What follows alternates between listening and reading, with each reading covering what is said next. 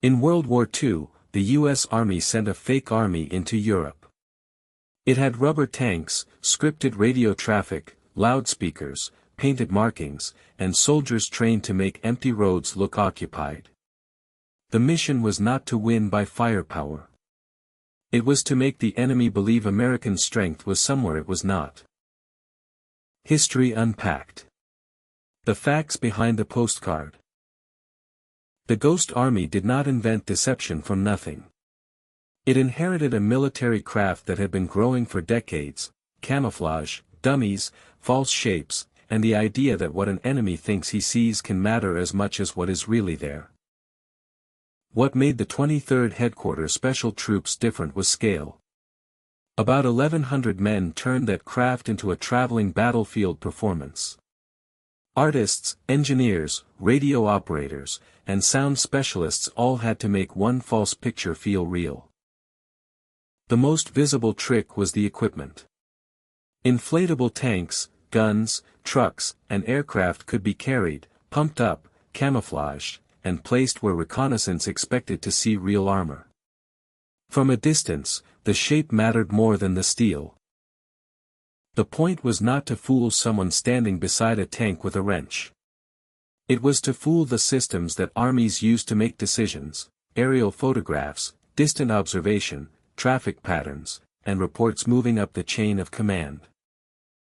A fake tank by itself was not enough. The Ghost Army also used sound. Recordings of engines, tracks, and troop movement could be played through powerful speakers, turning empty roads into something that sounded like a moving force. Radio deception was another layer. Operators built fake traffic nets and copied the habits of real units.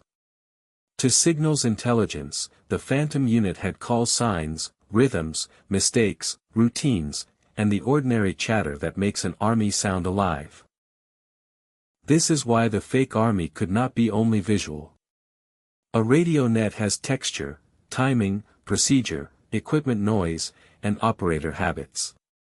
If that layer sounded wrong, the entire illusion could start to crack. Then came what the unit called atmosphere. Trucks drove loops.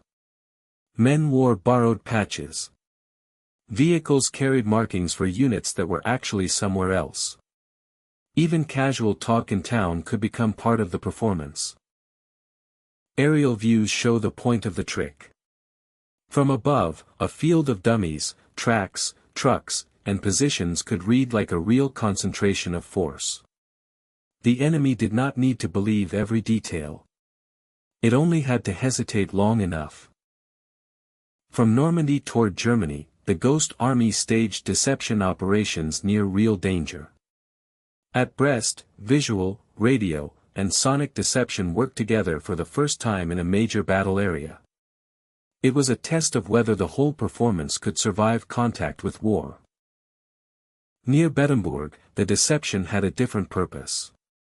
The front was thin, and the fake presence helped make that line look stronger than it really was.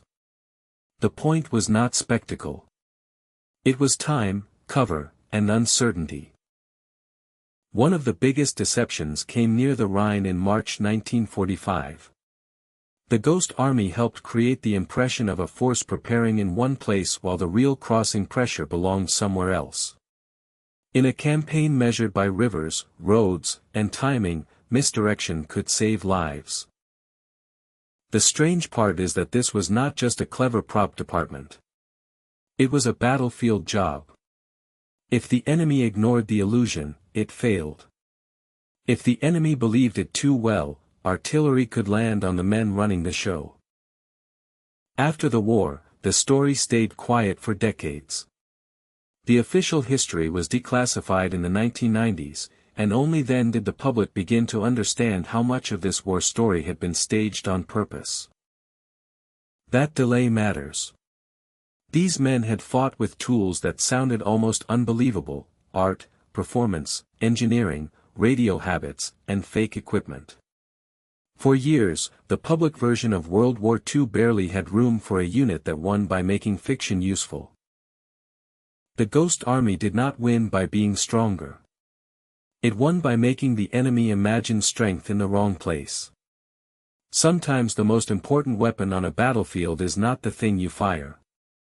It is the story your opponent believes before the first shot.